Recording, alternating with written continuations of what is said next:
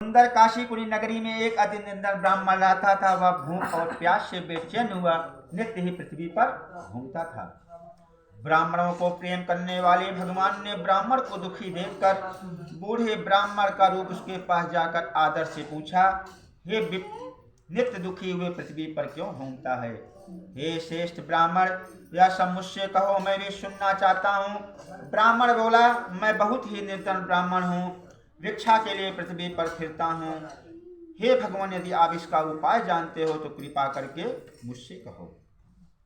वृद्ध ब्राह्मण बोला, सत्यनारायण भगवान मनवांछित फल को देने वाले हैं, इसलिए हे ब्राह्मण तू उसका पूजन कर, जिसके करने से मनुष्य सब दुखों से मुक्त होता है। ब्राह्मण को सारा व्रत का विधान बताकर बूढ़े ब्राह्मण का रूप धारण करने वाले सत्यनारायण भगवान अंतर ध्यान हो गए। उस ब्राह्मण ने संकल्प किया कि जिस व्रत के करने के लिए वृद्ध ब्राह्मण उसे बताया उसको अवश्य करूंगा। यह निश्चय कर उसे रात को नींद नहीं आई। सवेरे ही सत्यनारायण भगवान के व्रत का निश्चय चला। उस दिन उसको भिक्षा में बहुत सा धन मिला, जिससे बंधुओं के साथ सत्यनारायण भगवान का व्रत किया। इसके करने से वह ब्राह्मण सब दुखों से मुक्त होकर अनेक प्रकार के संपत्तियों से युक्त हुआ। उस समय से वह ब्राह्मण हर मास व्रत करने लगा। इस तरह सत्यनारायण भगवान के इस व्रत को जो करेगा सब पापों से छोड़कर मोक्ष को प्राप्त होगा।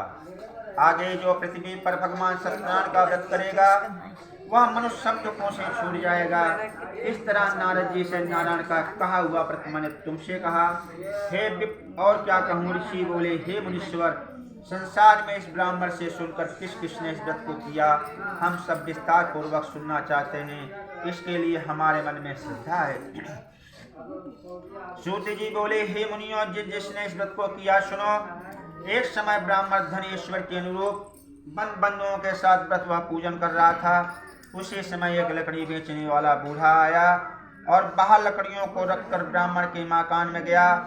प्यास से दुखी लकड़हारा उसको व्रत करते देखकर ब्राह्मण को नमस्कार कर कहने लगा, आप यह क्या कर रहे हैं? इसके करने से क्या फल मिलता है? कृपा करके मुझसे कहो। ब्राह्मण ने कहा, सब मनोकामनाओं को पूरा करने वाला भगवान सत्यनारायण का व्रत है। इसकी ही कृपा से मेरे यहाँ धन आदि की वृद्धि हुई है। ब्राह्मण से इस व्रत के बारे में जानकर लकड़हारा बहुत प्रसन्न हुआ और चरणामृत लेकर प्रसाद खाने के बाद लकड़हारा लकड़ी बेचने को चल पड़ा। लकड़हारे ने मन में इस प्रकार का संकल्प किया कि आज शाम को लकड़ी बेचने से जो धन मिलेगा उससे सत्यनारायण देव का उत्तम व्रत करूंगा। यह मन में विचार कर बूढ़ा लकड़हारा लकड़ियां अपने सिर पर रखकर जिस नगर में धनवान लोग रहते थे ऐसे सुंदर नगर को गया।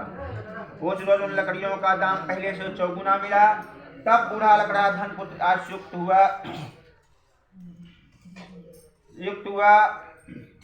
बूढ़ा लकड़ा धाम प्रसन्न होकर पक्के केले, घी, दूध, दही, गेहूं का आटा इत्यादि सत्यनारायण भगवान के व्रत की कुल सामग्रियों को लेकर अपने घर गया। फिर उसने अपने भाइयों को बुलाकर विधि पूर्वक सत्यनारायण भगवान का व्रत वह पूजन किया।